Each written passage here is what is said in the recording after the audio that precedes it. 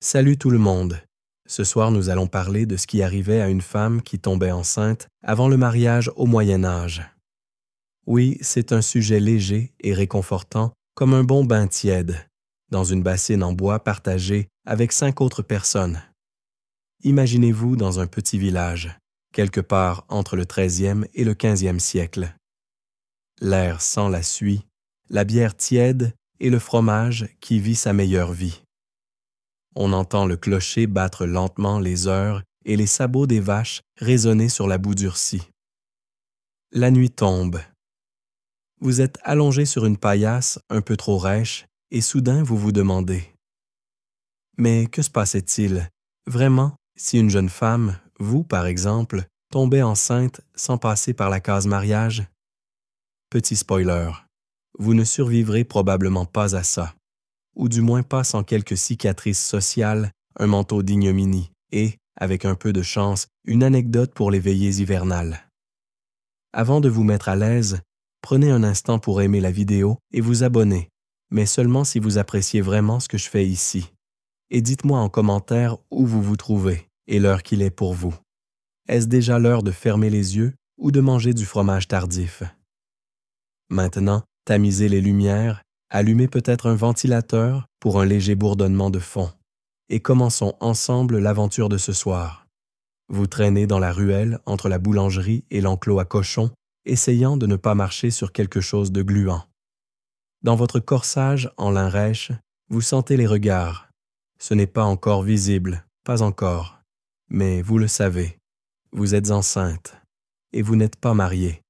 À cette époque, l'Église veille sur vos hormones comme une grand-tante zélée sur un buffet de mariage. Les rapports sexuels hors mariage, péché mortel, au même titre que le meurtre ou manger de la viande un vendredi. Enfin presque, parce que si vous êtes un homme, surtout un noble, on vous tapera sur les doigts. Mais si vous êtes une femme, c'est toute votre existence qui devient un sujet de discussion. La sexualité féminine est supposée être passive, pudique, contrôlée. Vous n'êtes pas censé avoir de désir, et encore moins en satisfaire sans permission ecclésiastique. Alors une grossesse, c'est comme porter une enseigne clignotante sur le front. Péché présenté ici. Mais ne vous inquiétez pas, les sermons sont là pour vous rappeler à l'ordre. Le dimanche matin, après 2 heures debout dans l'église glaciale, le curé grimpe en chaire. Il lit des extraits bien sentis sur les vierges, les tentatrices et les flammes de l'enfer. Le tout entre 2 bâillements. Et vous essayez de ne pas croiser son regard. Les historiens se disputent encore pour savoir si ces sermons avaient un réel impact ou si tout le monde se contentait de hocher la tête en attendant le moment où l'on distribue les hosties. Mais le message est clair. Tout doit être encadré, régulé, surveillé. Même vos pensées, surtout vos pensées. Ce n'est pas que tout le monde respecte ces règles. Oh non, loin de là. La fornication est aussi répandue que les bouillies tièdes. Mais ce qui change tout, c'est la conséquence visible. Et vous avez cette conséquence dans le ventre. Une petite anecdote venue de Bourgogne. Une jeune meunière, nommée Isabeau, a tenté de cacher sa grossesse en portant plusieurs jupons. Elle prétendait avoir froid au ventre. Elle a tenu jusqu'au 6e mois, avant que la sage-femme du village ne remarque ses chevilles enflées. Mais revenons à vous. Vous rentrez chez vous, passez devant votre mère qui prépare une soupe aux navets. Elle vous regarde un peu trop longtemps. Son regard descend, s'arrête un instant, repart. Elle ne dit rien. Pas encore. Mais elle a compris. Et vous, dans votre coin, vous essayez de prier. De toute façon, vous n'avez plus très faim. Vous fredonnez un chant pieux pour vous calmer. Vous avez peur, et pourtant, quelque part, vous sentez une forme étrange de défi. Vous avez désobéi, certes. Mais vous avez aimé. Ou cru aimer. Petit rappel amusant. Les draps de lin sur lesquels se consommait l'acte conjugal étaient parfois conservés comme preuve en cas de litige. Oui, votre linge sale pouvait devenir pièce à conviction. On espérait même y voir une tache prouvant la virginité. Charmant, n'est-ce pas? Alors que vous tentez de vous endormir, le bois grince sous votre matelas. Le vent s'engouffre par les trous des volets et vous vous demandez si demain, votre secret tiendra encore, ou si quelqu'un, la voisine, une commère, un enfant trop curieux, ne le dira tout haut. Et s'ils le disent, que se passera-t-il? Un aveu public? Une pénitence? Une tache indélébile sur votre réputation? Une dernière pensée avant le sommeil. Vous vous souvenez de ce dicton local entendu l'été dernier près du puits? Mieux vaut une vache sans cornes qu'une fille sans vertu. Vous l'aviez trouvé stupide? Mais ce soir, il résonne autrement. Le lendemain matin, le soleil ne se lève pas. Non, il se traîne. Une lumière laiteuse filtre à peine à travers les fentes de bois de la fenêtre. Vous vous levez avec un soupir et une très, très légère nausée. On dirait que même vos entrailles ont décidé de vous dénoncer. Vous tirez sur votre robe. Elle serre un peu plus que d'habitude au niveau de la taille. Rien de flagrant, mais vous le remarquez. Et si vous le remarquez, d'autres le remarqueront aussi. Vous respirez plus doucement. Moins vous bougez, moins ça se voit, non? Mais ce n'est pas aussi simple. Dans un village du Moyen Âge, tout se voit. Et surtout, tout se commente. Surtout si vous êtes une jeune femme non mariée.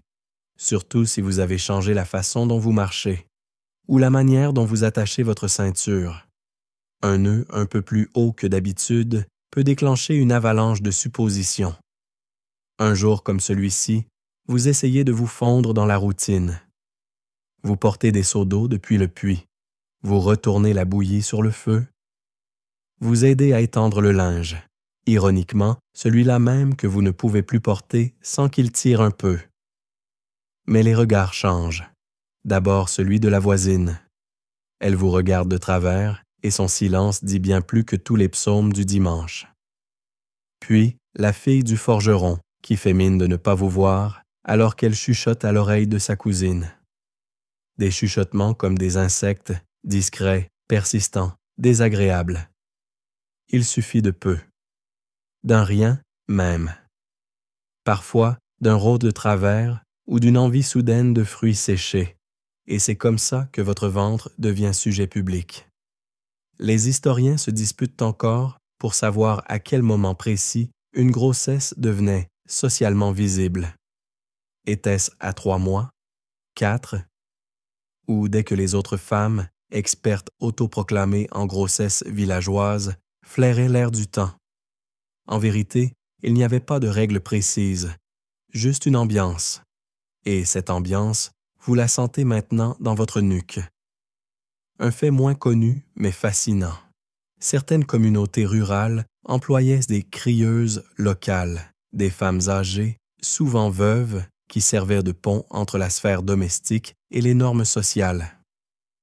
Si l'une d'elles disait à haute voix sur la place du marché « Elle a les joues plus rouges que le raisin de la Saint-Martin », vous pouviez être sûr que tout le monde comprendrait ce que ça voulait dire. Oui, elles étaient comme des newsletters médiévales, mais avec plus de bouillon d'herbe et moins de mise en forme. Et puis, vient le moment où votre propre mère vous fixe un peu trop longtemps. Encore. Elle ne dit rien. Pas besoin. Vous ressentez ce soupir dans ses gestes, cette tension dans ses bras lorsqu'elle vous serre trop fort le bol d'avoine. Elle sait. Elle n'a pas besoin de mots. Juste ce silence épais entre vous. Dans certains cas, pour éviter l'humiliation, les familles inventaient des histoires. Une cousine éloignée, soudainement malade, dont il fallait s'occuper loin du village.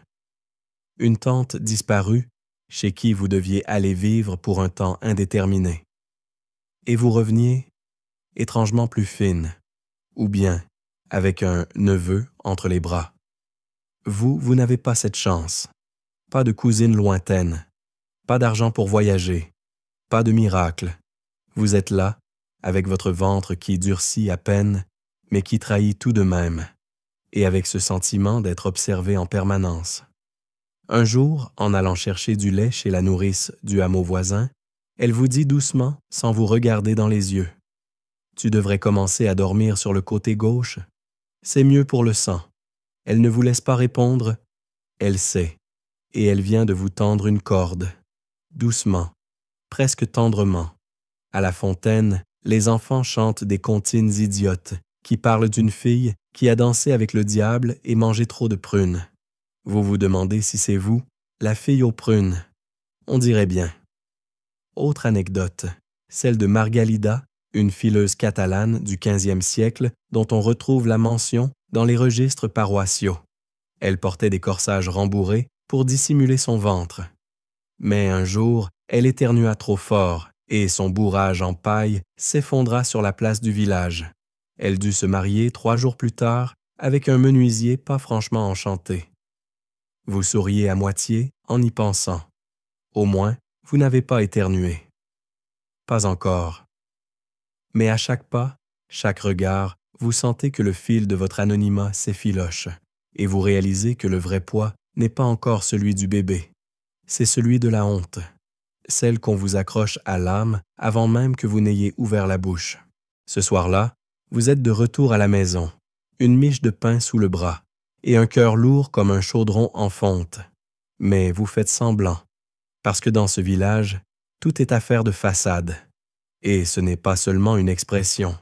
Même les maisons, avec leurs murs de torchis fendillés, essaient d'avoir l'air plus solides qu'elles ne le sont. En rentrant, vous évitez le regard de votre tante. Elle aussi sait. On dirait qu'il n'y a que votre petit frère qui ne remarque rien, trop occupé à fabriquer une flûte bancale avec un os de poulet. Mais dehors, tout le monde en parle déjà. Et vous le savez, vous le sentez dans l'air, comme une odeur de pluie avant l'orage.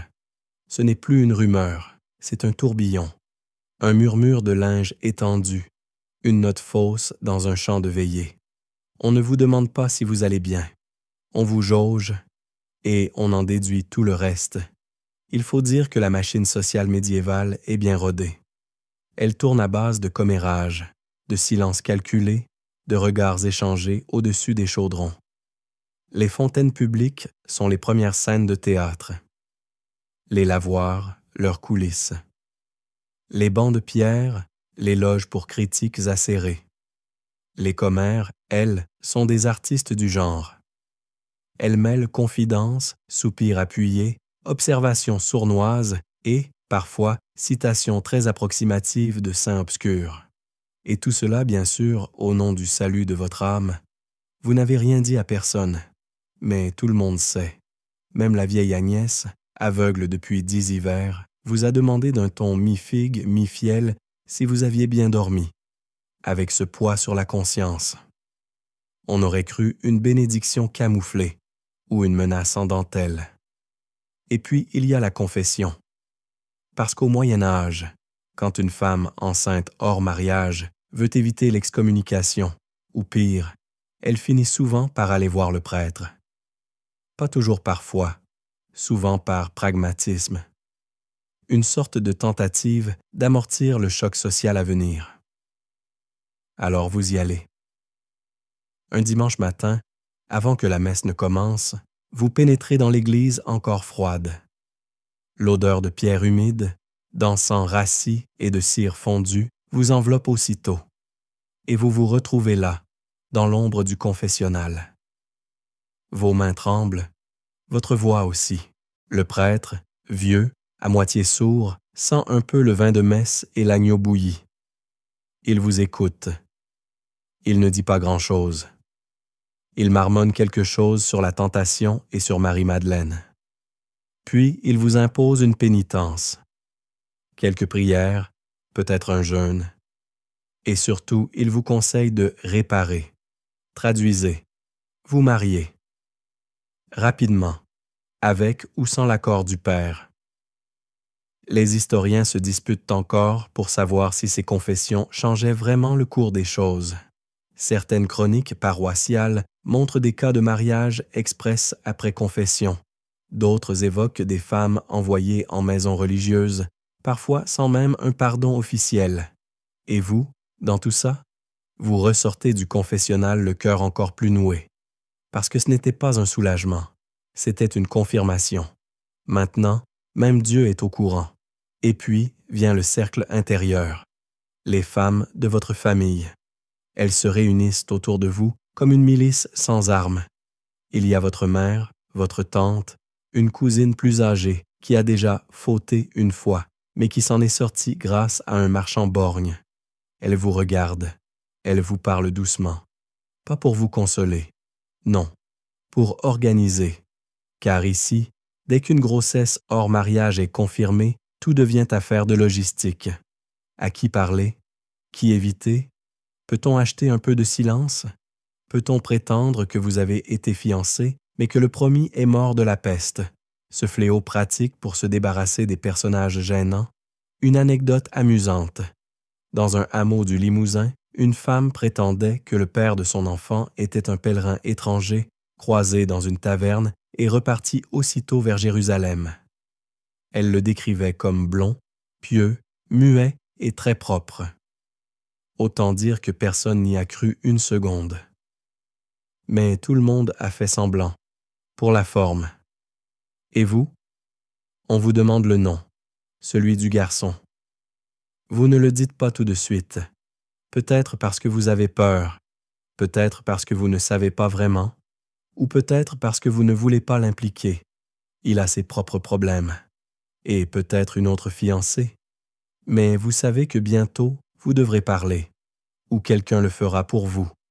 En attendant, vous entendez au loin le bruit des sabots sur les pavés, le genre de bruit qui annonce l'arrivée d'un messager ou d'un marchand, ou de problèmes. Et vous, dans votre coin de pièce, vous vous enfoncez un peu plus profondément dans votre chaise. Parce que vous savez, demain, ce sera peut-être pire. Les chuchotements ne s'arrêtent jamais. Ils s'amplifient, et vous commencez à comprendre que dans ce monde-là, une grossesse n'est pas seulement un événement biologique. C'est un événement public, un drame en plusieurs actes, où chacun a son rôle à jouer, même si vous n'avez jamais passé d'audition. Il fait gris aujourd'hui. Une brume molle s'est abattue sur le village, comme une couverture humide que personne n'a demandé. Les bruits sont étouffés, les silhouettes floues, et pourtant, tout est plus net. Parce que ce matin, votre nom a été prononcé. Pas à l'église, pas encore, mais dans une conversation à demi-mot entre le seigneur local et le curé. Vous étiez là, à portée d'oreille, les bras chargés de bois, quand le curé a soupiré. Encore une qui a mis la charrue avant les bœufs, monseigneur. Et le Seigneur, avec cette voix de quelqu'un qui n'a jamais porté de sceau, a simplement rétorqué. Eh bien, quelle paix! Ou quelle épouse! Vous avez failli laisser tomber les bûches. Ce n'était pas un conseil, c'était une sentence. Car oui, au Moyen Âge, lorsqu'une grossesse illégitime est découverte, le pouvoir local s'en mêle.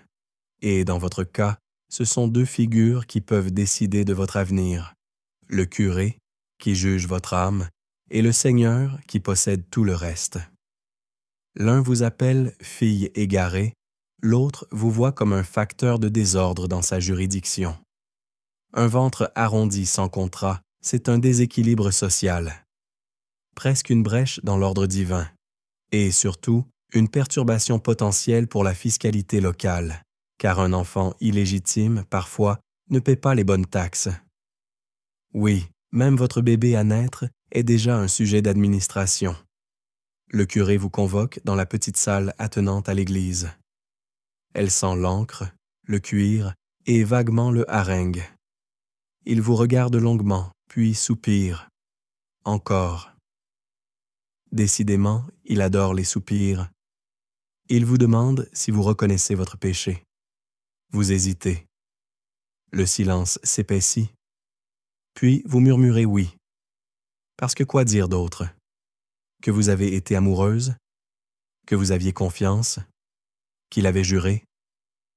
Ce sont des excuses qui s'évaporent vite sous la voûte d'une église. Il vous assigne une pénitence, 3 semaines sans pain blanc, 2 processions pieds nus et la lecture à voix haute d'un psaume un peu humiliant. Mais surtout, il vous enjoint à réparer. Et pour cela, il faut l'accord du Seigneur.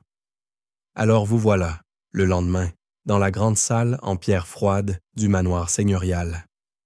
On vous y a mené tôt, avant que le soleil ne se décide à faire quoi que ce soit d'utile. Vous êtes seul. Le plancher craque comme s'il désapprouvait déjà tout. Le seigneur entre, vêtu de laine grise, avec un petit chien blotti dans sa manche. Il vous regarde sans émotion. Un regard de propriétaire qui inspecte un champ. Il ne pose qu'une seule question. Est-ce qu'il veut vous épouser? Et c'est là que tout bascule, parce que vous ne savez pas. Peut-être, peut-être pas. Peut-être qu'il est déjà en train de fuir vers un autre village. Peut-être qu'il jure sur sa mère que l'enfant n'est pas de lui. Peut-être qu'il pleure, mais n'a pas le courage. Les hommes, parfois, sont aussi solides que du fromage frais. Les historiens se disputent encore sur la fréquence des mariages réparateurs. Certains registres montrent qu'ils étaient courants, presque automatiques dans certains diocèses. D'autres documents indiquent que les hommes réussissaient souvent à esquiver la responsabilité, surtout s'ils avaient un peu d'argent ou des parents influents. Dans votre cas, tout dépendra de ce qu'il dira et de ce que le Seigneur acceptera. En attendant, votre famille est convoquée pour discuter d'un éventuel contrat de mariage en urgence. Pas pour une cérémonie joyeuse, non, juste pour sauver ce qui peut l'être. On négocie le pain, les draps, le cochon. Une dot minimaliste, grattée avec ce qu'on peut trouver. Une anecdote étonnante. Dans certaines régions d'Europe, les mariages de réparation pouvaient se faire sans consentement des deux parties, tant que le curé et le seigneur étaient d'accord. On appelait ça « redresser le désordre ». Vous imaginez bien que l'amour, là-dedans, n'était qu'une brève suggestion. Dans votre cas, on vous pose la question. Et vous, vous baissez les yeux. Pas parce que vous ne savez pas quoi répondre, mais parce qu'il n'y a pas de bonne réponse. Dire non, c'est risquer l'exclusion. Dire oui, c'est marcher vers une vie qui ne vous ressemble pas. Et alors que le jour s'étire comme une corde usée, vous êtes là, assise dans la cuisine, le ventre qui gargouille, la tête pleine. Et vous repensez au garçon, à ses promesses dans l'herbe, à ses doigts qui sentirent la farine, à son rire un peu bête, mais sincère. Vous vous souvenez aussi de sa peur quand vous lui avez parlé de votre retard, de sa main qui vous a lâché un peu trop vite. Alors vous vous demandez, s'il revient demain, s'il vous tend la main, allez-vous la prendre? Ou simplement lui tourner le dos et marcher, pieds nus, vers un destin moins prévisible, mais peut-être plus à vous. Le chien du Seigneur aboie soudain. Vous sursautez. Vous réalisez que vous vous étiez perdu dans vos pensées et que dehors, le soleil est revenu, timidement, comme s'il n'avait pas osé vous déranger. Vous êtes debout devant l'église. Vos pieds sont engourdis par le froid. Pas à cause de la pierre, bien qu'elle soit aussi chaleureuse qu'un glaçon de cathédrale, mais parce que vous n'avez pas vraiment bougé depuis un moment. Vous attendez. Les cloches vont bientôt sonner, et avec elles, votre mariage. Enfin, appelons ça un mariage. Techniquement, oui, il y aura une cérémonie, 2 témoins, un curé et même une promesse d'éternité. Mais dans votre ventre, c'est une boule d'indifférence et d'amertume qui se forme. Parce que ce n'est pas un choix, c'est une solution.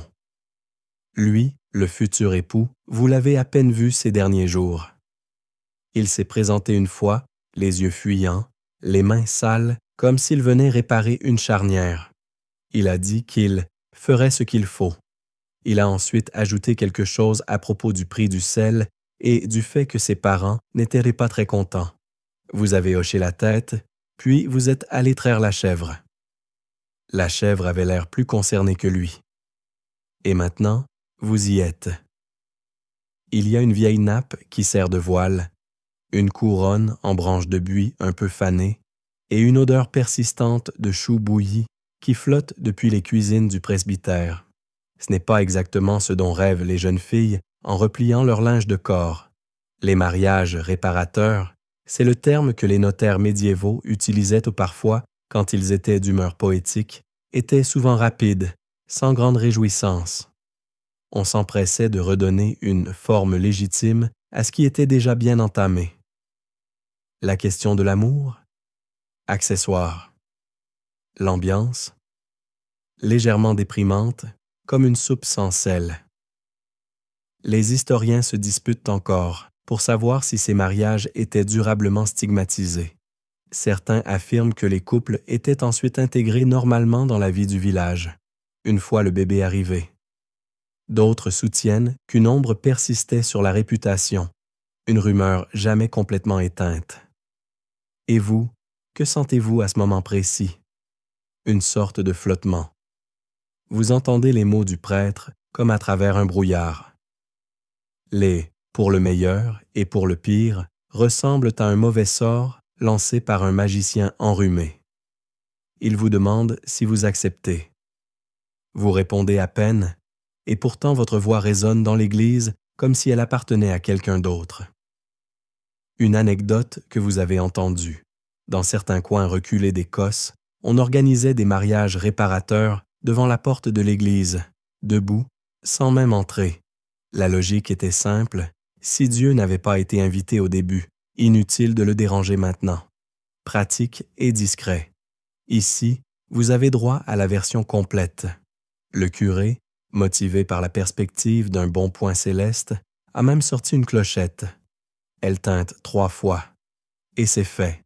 Vous êtes marié ou enchaîné. Tout dépend de la direction du vent. Les invités sont rares. 2 tantes, un voisin venu par curiosité et le garçon qui tenait la corde du clocher. Il mange une pomme avec application. Il a l'air de trouver ça très amusant. Après la cérémonie, il y a bien une sorte de festin. Le mot est un peu fort. Disons une soupe partagée, un quignon de pain, un petit pot de miel. On vous dit que c'est pour célébrer. Vous avez envie de dire que c'est pour oublier. Votre nouveau mari, drôle à écrire, non? Ne parle pas beaucoup.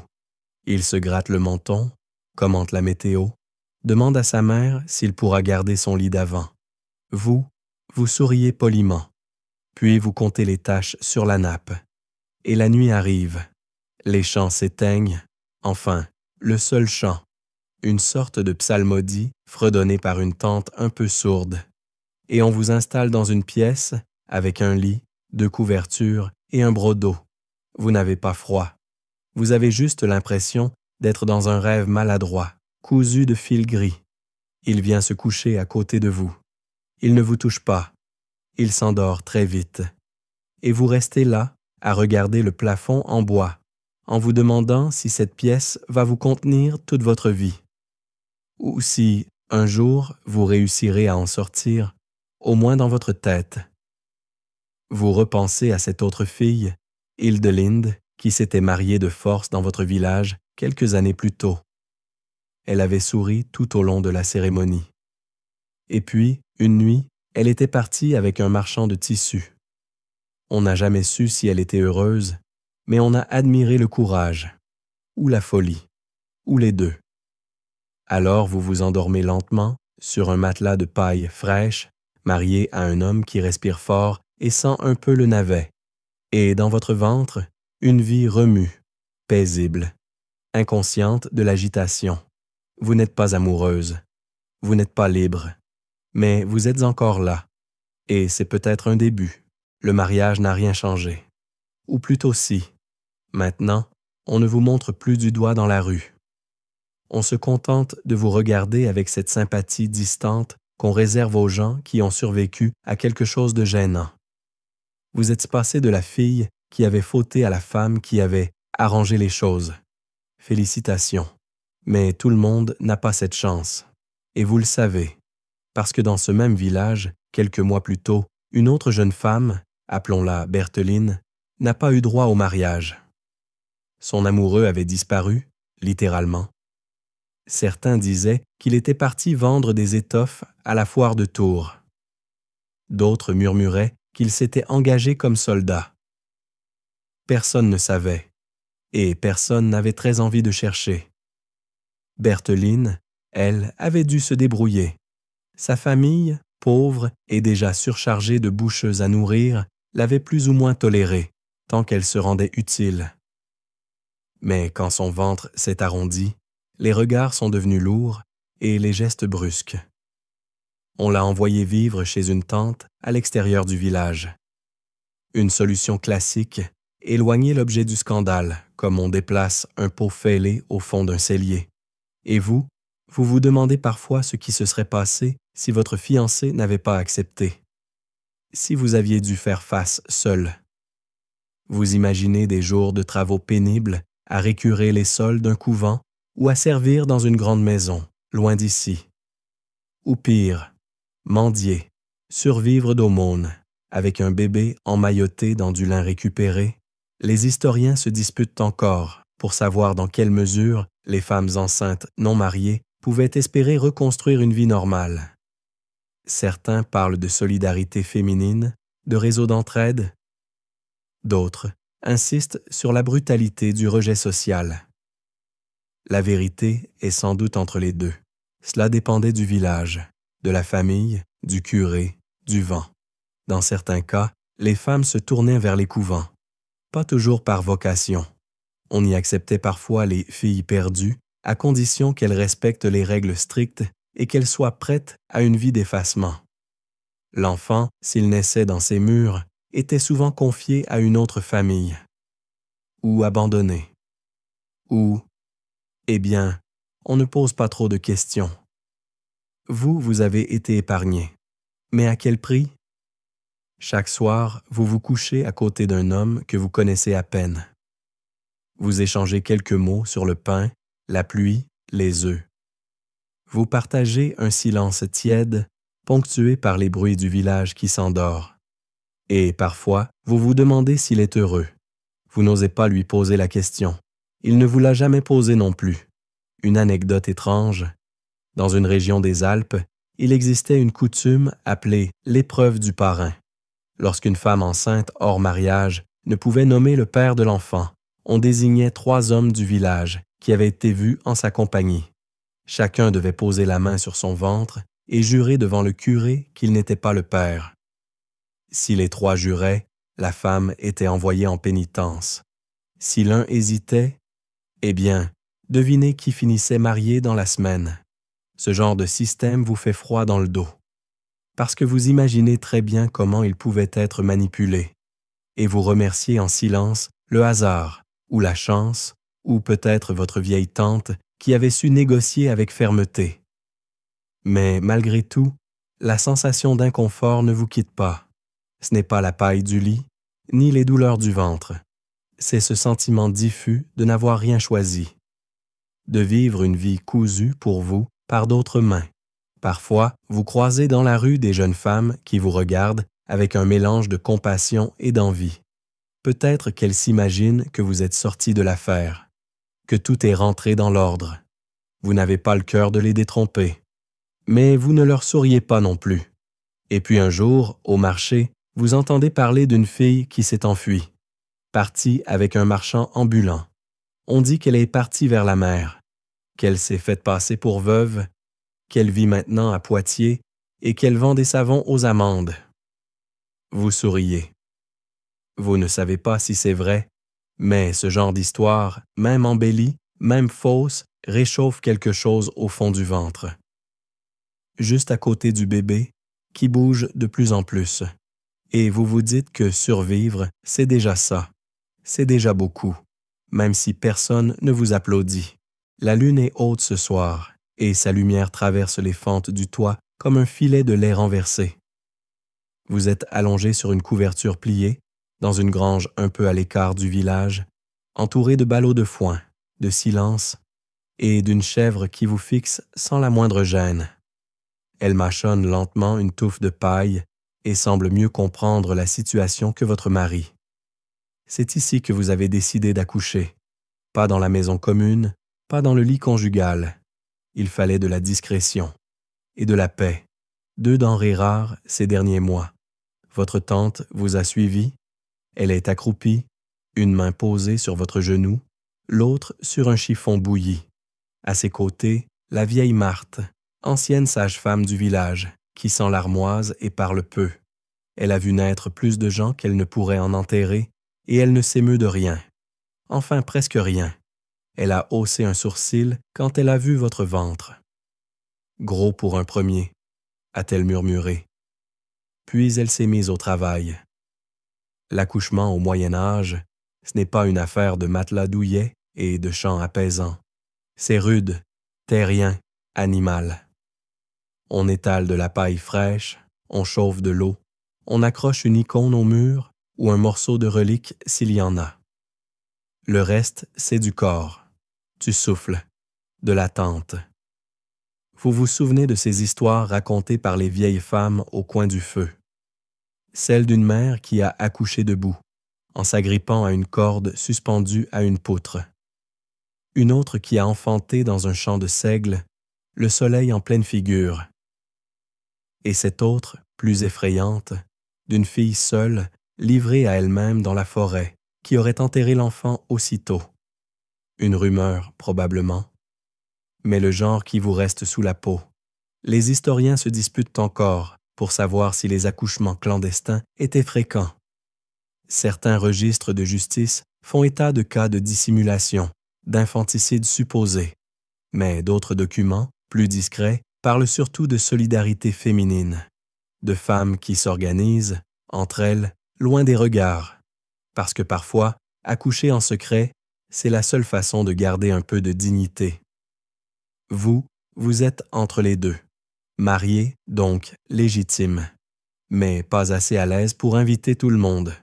Vous avez choisi la grange parce que l'air y est meilleur que dans votre maison, et parce que la chèvre, bizarrement, vous rassure. La douleur monte par vagues, comme un ressac dans vos entrailles. Vous vous agrippez à une poutre, vous grognez, vous pleurez sans bruit. Marthe vous murmure à l'oreille des phrases qu'elle seule comprend, un mélange de prières et de conseils anatomiques peu orthodoxes, et soudain, un cri. Pas le vôtre, celui de l'enfant. Un moment suspendu, le silence après, immense, comme si tout le village avait retenu son souffle avec vous. Puis le bruit d'un torchon humide, les murmures, et enfin la voix rauque de Marthe. Une fille. Vous vous effondrez, à la fois épuisé et allégé. Une fille. Petite, ridée, rouge comme une prune trop mûre. Elle a déjà les poings serrés. Elle respire. Elle vit. Marthe la frotte, la pose contre votre poitrine. Elle est chaude, vivante, minuscule. Et vous pleurez encore, cette fois sans retenue. Votre tante vous couvre d'une autre couverture. Elle dit quelque chose à propos du pain d'épices qu'elle a laissé chauffer et d'une tisane de fenouil. Vous n'écoutez qu'à moitié. Le monde est flou. Vous êtes entière, fêlée, creuse et pleine à la fois. Une anecdote que Marthe vous glisse, comme un secret. Autrefois, dans une abbaye du Sud, les novices faisaient réciter au bébé une bénédiction inversée pour effacer l'acte non sanctifié de sa conception. Une sorte de baptême officieux avant le vrai. Vous souriez à l'idée. Votre fille, elle, ne semble pas avoir besoin d'effacer quoi que ce soit. Elle est là. Elle serre votre doigt. Et pour la première fois depuis des mois, vous respirez pleinement. Il faudra bientôt affronter les voisins, la famille, les regards, le quotidien. Mais pas ce soir. Ce soir, vous êtes juste une femme dans une grange, une mère, un être vivant parmi la paille, la poussière et la chèvre toujours curieuse. Et dans le silence revenu, vous entendez le bruit lointain d'une chouette, comme un signal, comme une promesse. Le matin est encore pâle lorsque vous sortez de la grange. Le ciel tire sur le gris laiteux et l'air sent la terre humide et les feuilles froissées. Votre fille dort contre vous, bien emmitouflée dans un châle rapiécé, le menton rentré, minuscule. Et tout à coup, vous êtes deux. Deux dans un monde qui n'en voulait qu'un. Deux dans un village qui fait semblant de ne pas remarquer ce nouveau souffle qui se glisse entre les portes. La nouvelle s'est répandue, évidemment. Rien ne reste secret bien longtemps. Avant même que vous ayez quitté la grange, 3 voisines savaient déjà que l'enfant était né, que c'était une fille et que, Dieu merci, elle ne criait pas trop fort. L'information circule ici avec une fluidité qui ferait rêver n'importe quel crieur royal. Et maintenant, la question que tout le monde chuchote, sans jamais la poser directement, Que va-t-elle faire de l'enfant?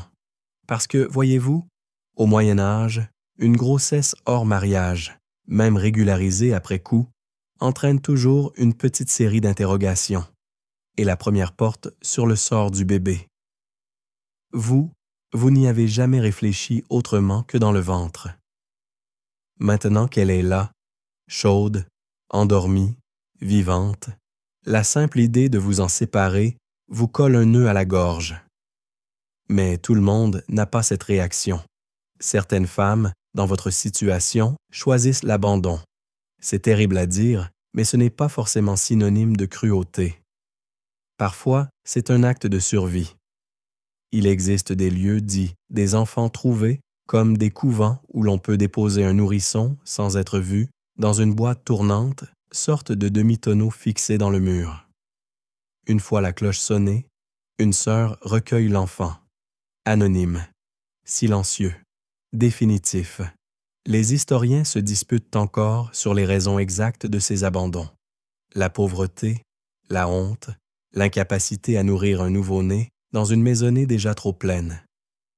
Mais aussi, parfois, le simple fait de n'avoir pas le choix.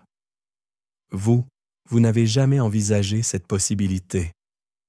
Même dans vos moments de panique, même quand votre mari marmonnait qu'il ne voulait pas d'enfant qui pleure pendant qu'il tressait ses filets. Même quand la vieille Marthe, en vous tendant l'enfant, vous avait dit « Maintenant, c'est à toi de voir ». Une anecdote vous revient, racontée par votre tante pendant une veillée.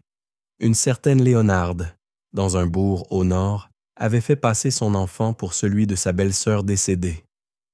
Il avait grandi entouré de cousins, ne sachant jamais qu'il appelait sa propre mère marraine. Triste? Peut-être. Mais à l'époque, c'était parfois la seule manière de protéger tout le monde. Dans votre cas, la famille a accepté. Pas avec joie. Plutôt avec une résignation molle. Votre mère vous a aidé à laver les langes. Votre tante a préparé une bouillie de millet pour vous redonner des forces. Et même votre mari, qui avait évité soigneusement de trop regarder le bébé, a fini par lui tendre un doigt un soir, devant le feu. Elle l'a attrapé. Il a sursauté, puis il a souri. Juste un peu. Le baptême a été organisé rapidement, car au Moyen Âge, on ne plaisante pas avec l'âme d'un nouveau-né. On croit dur comme fer que s'il meurt sans baptême, il ne trouvera jamais la paix. Alors on fait vite. Parfois dans les 24 heures. Le curé est venu dans la grange, en marmonnant que ce n'était pas très canonique, mais que Dieu savait faire preuve de souplesse. Il a versé un peu d'eau tiède sur le front de votre fille, murmurant des mots en latin que même lui semble oublier à mi-parcours. Et voilà, elle a un nom, une âme protégée et une existence officielle. Vous lui avez donné un prénom discret, un prénom de femme forte, pas trop voyant, pas trop rare, quelque chose que personne ne pourra prononcer avec moquerie. Et depuis, elle est là. Elle vous regarde avec ses yeux sombres, profonds, comme si elle savait déjà que le monde n'allait pas lui faire de cadeaux. Vous lui parlez doucement, en lavant le linge, en épluchant les navets, en marchant dans les chemins creux. Elle ne comprend pas, mais elle écoute. C'est tout ce que vous pouvez demander. Les gens, eux, observent. Ils jouent, mais ils n'agissent plus. Vous êtes devenue celle qui a eu un bébé et qui a fait ce qu'il fallait. Ce n'est ni une bénédiction, ni un honneur. Juste une étiquette, une case cochée. Vous croisez parfois d'autres mères. Certaines vous évitent. D'autres s'approchent, regardent votre fille, puis hochent la tête en silence. Ce n'est pas de la compassion, c'est de la reconnaissance. Elles savent. Vous êtes passé par là, vous aussi. Vous avez porté, vous avez caché, vous avez survécu. Et dans un coin de la place, près de la fontaine, une vieille femme vous dit un jour « Elle a des mains fortes, elle fera de grandes choses. Vous ne savez pas si c'est vrai, mais vous décidez d'y croire. Les cloches sonnent à toute volée ce matin-là. Pas pour un mariage, ni un baptême cette fois, mais pour marquer le début de la Semaine sainte. La place du village est en effervescence, du moins autant qu'un village médiéval peut l'être sans explosion de foire ni attaque de brigands. Les gens portent leurs plus beaux vêtements, ce qui ne veut pas dire grand-chose. Une chemise sans trous, une robe brossée à la main, des cheveux vaguement ordonnés. Et vous, vous marchez pieds nus autour de l'église, lentement, les bras croisés sur la poitrine, les yeux baissés. Vos vêtements sont à l'envers, comme l'exige la coutume. Et derrière vous, des enfants rient. Pas méchamment, non. Juste ce rire nerveux et malicieux qu'on réserve aux choses étrangement solennelles. La pénitence publique, c'est le prix à payer pour une faute, pardonnée mais pas oubliée. Parce que même si vous êtes marié, même si l'enfant est baptisé, même si vous avez prié, confessé, jeûné et récité 3 fois le Salve Regina sans vous tromper, il reste cette étape. Un spectacle, une preuve, pour que tout le monde voit que vous avez payé. Certains curés étaient très friands de ces démonstrations. D'autres les jugeaient inutiles, trop humiliantes, voire contre-productives. Les historiens, eux, se disputent encore pour savoir si ces rites étaient plus sociaux que religieux. Servaient-ils vraiment à purifier l'âme, ou plutôt à rassurer la communauté que l'ordre avait été rétabli? Quoi qu'il en soit, vous êtes là, pieds nus dans la poussière, les épaules exposées à un vent sournois. Une corde vous entoure la taille, pas serrée, juste visible, symbole de votre faute ou de votre rachat. C'est selon. Le curé récite des psaumes à voix haute pendant que vous tournez autour de l'église. 3 fois. Certains disent que c'est pour imiter la Trinité, d'autres que c'est simplement une tradition qui se perpétue comme les mauvaises herbes. Dans la foule, vous apercevez votre tante, elle vous fait un petit signe, discret, mais ses yeux brillent, elle n'a pas honte. Et vous, étrangement, non plus. Vous n'êtes pas à l'aise, bien sûr, mais il y a une étrange force dans cette marche lente, comme si vous arrachiez un à un les regards posés sur vous depuis des mois. Un fait historique méconnu, dans certains villages d'Italie, au XIVe siècle, les femmes pénitentes devaient faire le tour de l'église en chantant un verset improvisé évoquant leur « retour à la vertu ». Ces vers, parfois drôles, parfois mélancoliques, étaient ensuite mémorisés et repris par d'autres femmes, comme une forme de transmission orale de la honte et de la résilience. À la fin du 3e tour, le curé vous bénit. Il pose une main sur votre tête, dit quelque chose en latin, vous regarde droit dans les yeux. Et pour la première fois, il semble vous voir autrement que comme un dossier à traiter, peut-être comme une femme ou une mère. On vous tend un manteau. On vous autorise à remettre vos vêtements à l'endroit. Un enfant vous tend même un petit morceau de pain, un peu dur, mais symbolique. Vous le prenez. Vous le mangez lentement, et vous vous asseyez sur le banc devant l'église, les pieds sales, mais l'esprit un peu plus léger. Cette cérémonie n'a rien effacé, mais elle a marqué une sorte de frontière.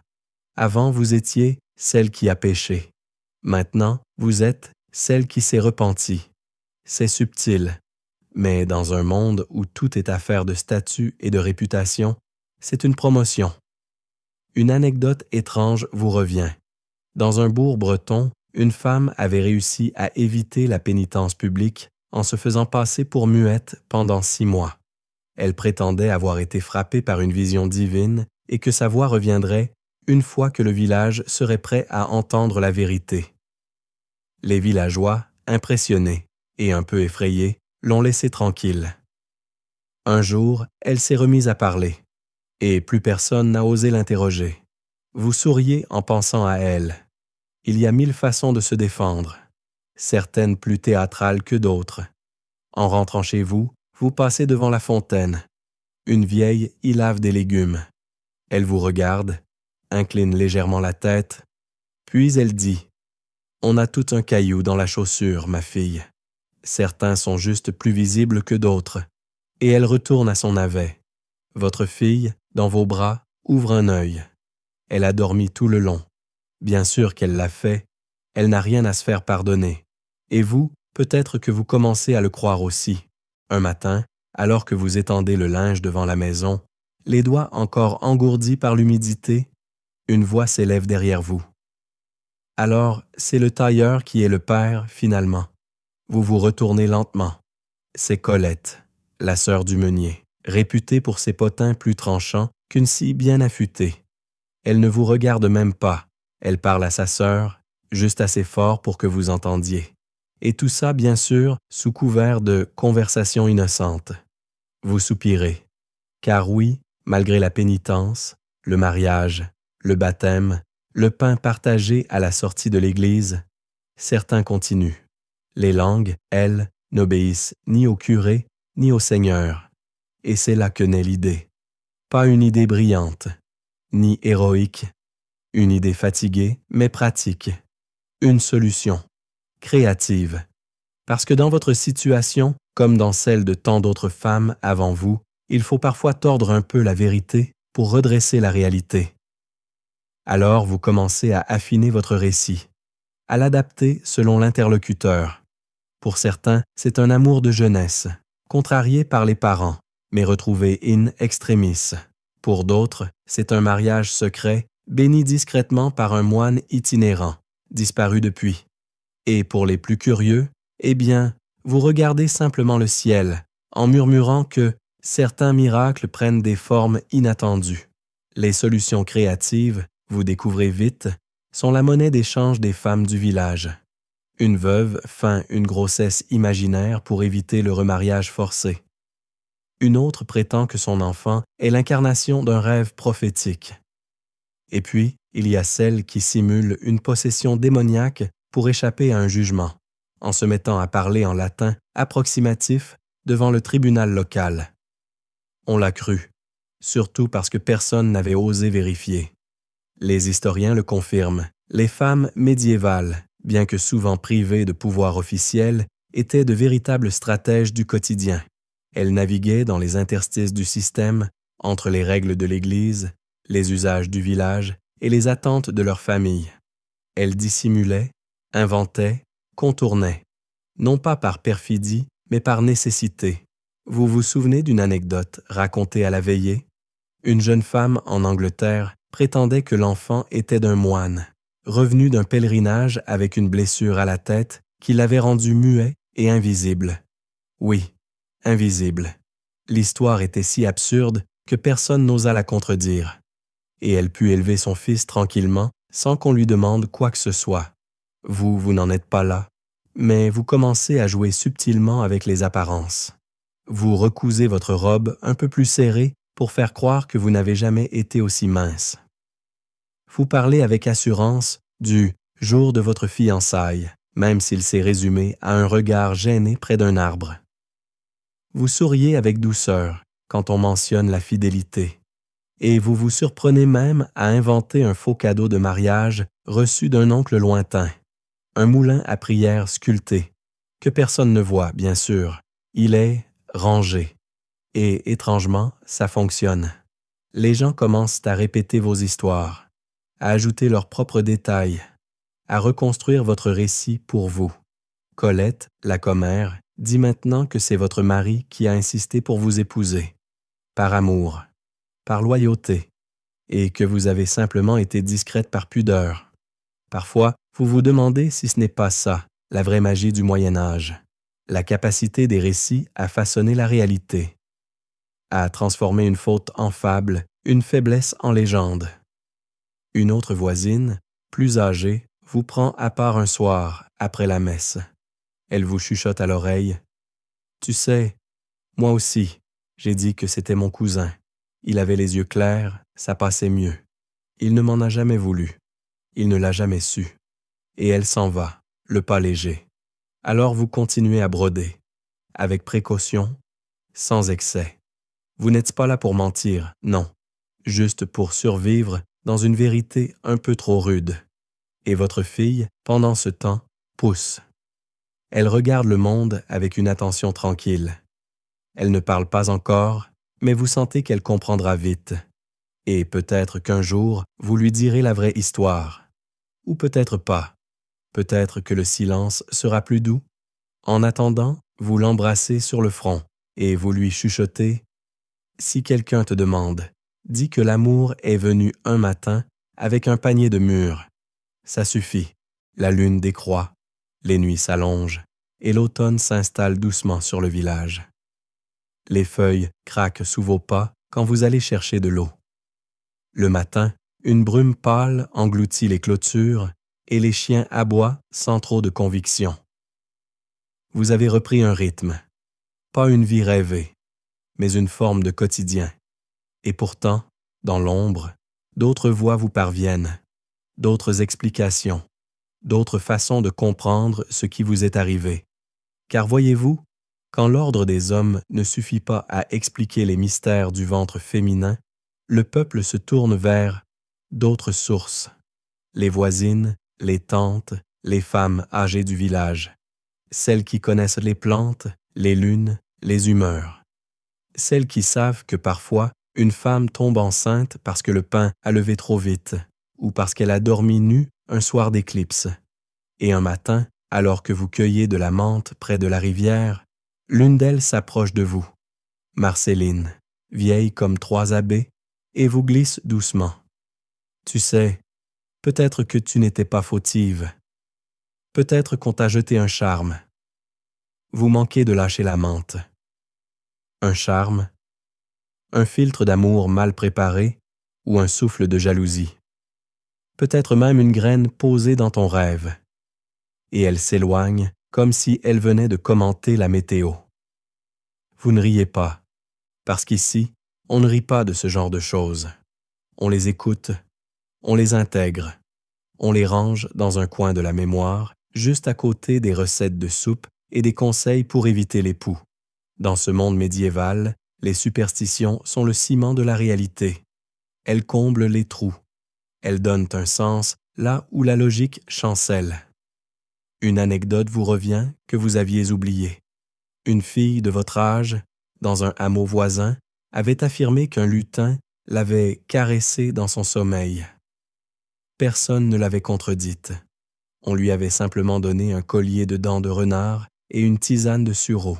L'enfant était né avec les cheveux roux, ce qui avait suffi à convaincre tout le monde. Les historiens se disputent encore sur l'influence réelle de ces croyances sur les décisions sociales et juridiques. Certains soutiennent que c'était un simple folklore d'arrière-cuisine. D'autres affirment que les juges, les prêtres et même les notaires en tenaient compte, à leur manière. Officiellement, bien sûr, il n'existait que le péché. Mais dans la pratique, c'était plus flou, plus humain. Et vous commencez à y croire un peu, ou à faire semblant d'y croire, ce qui, dans ce village, revient au même. Alors vous demandez conseil. Une décoction de fleurs de ronces et d'écorce de noyer, dit l'une. Porte une pièce de cuivre dans ton corsage, dit l'autre. Mets du sel sous le berceau, juste au cas où, ajoute une troisième en faisant le signe de croix. Vous écoutez. Vous notez. Vous testez. Pourquoi pas? Et puis il y a les signes. Une chouette qui ulule à l'heure du coucher, une araignée dans le lin, une cendre qui vole à l'envers dans le feu. On vous dit de les surveiller. Ils parlent. Votre fille, elle, regarde le plafond, l'air de discuter avec des êtres invisibles. Un soir, elle tend la main vers une poutre et rit sans bruit. Vous ne savez pas si vous devez être touché ou inquiète. Une autre femme du village, Edlinde, une lavandière au rire grinçant, vous chuchote un jour. Elle a l'oreille. Tu verras. Elle sent les choses avant qu'elles arrivent. Comme sa mère, peut-être. Vous souriez, par réflexe. Mais au fond de vous, quelque chose se réchauffe. L'idée que votre fille soit différente, spéciale, pas seulement issue d'un péché ou d'un mariage arrangé, mais douée, reliée à quelque chose d'ancien, de plus grand. Alors vous commencez à lui parler plus doucement, à lui raconter les vents, les nuages, les pierres, à lui dire de faire attention au saule, de ne jamais toucher les œufs à 2 jaunes et de toujours bénir le pain, même sec. Ce n'est pas de la peur, c'est une manière d'aimer.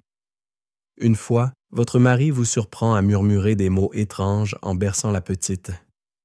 Il hausse un sourcil. Vous lui dites que c'est un chant de nourrice flamand, transmis par votre grand-mère. Il n'insiste pas. Il préfère ne pas savoir.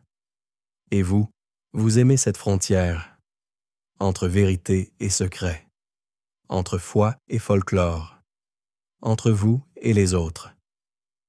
Peut-être qu'un jour, votre fille demandera pourquoi elle était née dans une grange. Peut-être qu'elle demandera pourquoi certaines femmes la regardent en souriant, en silence. Et peut-être que vous lui répondrez « Tu as été envoyé par la lune, une nuit de vent doux, et tu es resté. L'hiver approche. Les jours rétrécissent comme une vieille robe d'enfant, et les soirées s'étirent autour du feu. Vous avez appris à ménager la lumière, à garder le bois au sec, à faire durer les histoires plus longtemps que la soupe. Votre fille gazouille maintenant. Elle s'accroche à vos doigts avec la force tranquille d'un petit être qui n'a rien à prouver. Vous êtes devenu utile. Respecté, peut-être pas. Aimé, pas encore. Mais toléré, sûrement. Vous cousez bien. Vous connaissez les bonnes plantes contre les maux d'hiver. Vous chantez juste assez bien pour endormir 2 bébés en même temps. Et surtout, vous ne dérangez plus. Dans un village médiéval, c'est déjà une forme de triomphe. Et pourtant, parfois, quelque chose vous démange. Comme une mèche de cheveux trop serrée sous la coiffe. Une envie de plus. D'autre chose, un après-midi, alors que vous aidez une voisine à enfiler son corsage, elle vous dit « Tu devrais devenir nourrice » ou accoucheuse. « Tu as les mains pour ça ?» et la patience. Vous haussez les épaules. Mais l'idée fait son chemin. Elle s'installe, se creuse un nid dans votre esprit. Vous avez vu ce que peu ont vu. Vous avez traversé le feu, les rumeurs, les chuchotements. Vous avez donné la vie dans une grange, les pieds dans la paille et les yeux vers les poutres. Vous connaissez la douleur, la peur, le silence, et vous n'en êtes pas morte. Au contraire. Alors petit à petit, les autres femmes viennent vers vous. Une d'abord, puis 2, puis une file de silhouettes silencieuses à la tombée du jour, portant des ventres ronds, des questions pliées en 4, des regards fatigués. Elles ne vous demandent pas votre avis, elles vous disent simplement « Toi, tu sais », et vous savez, vous préparez des infusions, vous massez les reins, vous murmurez des paroles d'encouragement, et parfois vous tenez une main, ou vous coupez un cordon. Vous ne prétendez pas être magicienne, mais on vous regarde différemment, maintenant, avec un mélange de crainte et de gratitude. Les historiens parlent peu de ces femmes, ces invisibles du savoir pratique, ces guérisseuses de l'ombre, et pourtant, elles étaient là, dans chaque village, sous chaque toit. Elles n'avaient pas de diplôme, juste de l'expérience, et des yeux qui voyaient clair. Vous vous souvenez d'une anecdote? Une certaine Anne, dans le comtat venessin, avait tant aidé les femmes du coin qu'on l'appelait la main de Dieu. Elle ne savait ni lire ni écrire, mais elle connaissait la lune, les douleurs, les secrets du ventre. On la consultait même avant le prêtre. Un jour, une mère en pleurs vous demande de sauver son nouveau-né. « Il ne t'aide pas, dit-elle. Il ne pleure plus. Vous le prenez dans vos bras. Vous chauffez de l'eau. Vous frottez doucement ses pieds. Vous chantez. Vous parlez au bébé. Vous l'implorez presque. Et au bout d'un moment, il ouvre la bouche. Et il pleure. Ce jour-là, la mère vous a embrassé les mains. Vous n'avez rien dit. Mais dans votre ventre, un nœud s'est défait. Et dans tout cela, votre fille grandit. Elle marche à 4 pattes. Elle marmonne. Elle vous observe quand vous préparez les décoctions. Et parfois, elle vous imite, les yeux ronds, une herbe dans chaque main. Peut-être qu'un jour, elle sera comme vous. Ou pas. Peut-être qu'elle partira, sac sur le dos, vers une ville lointaine. Peut-être qu'elle racontera votre histoire autour d'un feu, avec des sourires et des exagérations. Mais pour l'instant, elle est là. Vous êtes là. Vous avez survécu à la honte, au jugement, à la nuit. Vous êtes devenu autre chose. Pas ce que vous aviez prévu, mais quelque chose de solide, de doux, de tenace. Et ce soir, dans votre maison modeste, le feu crépite doucement. Votre fille dort, blottie contre vous. Le vent souffle au dehors, mais ne vous effraie plus. Tout est calme. Tout est à sa place. Alors voilà, l'histoire de cette jeune femme, vous, qui un jour s'est retrouvée enceinte dans un monde où cela ne pardonnait pas. Vous avez fléchi, trébuché, souffert. Vous avez été jugé, catalogué, murmuré. Et pourtant, vous avez avancé. Un pas après l'autre. Dans la boue, dans le froid, dans les ruelles pleines de soupirs et de silence. Et au bout du compte, vous avez trouvé une voie. Pas celle que les livres d'histoire racontent, mais celle qui compte vraiment, celle que l'on se fabrique à force de volonté discrète, de gestes précis, d'amour tenace. La nuit s'est installée maintenant. Le feu s'éteint doucement. Le monde devient coton, ouate, sommeil. Laissez les bruits s'éloigner. Le jugement s'effacer et la respiration de votre fille vous bercer. Car ce soir, vous n'êtes plus celle qu'on montre du doigt. Vous êtes celle qu'on vient chercher quand tout devient flou. Et c'est bien ainsi,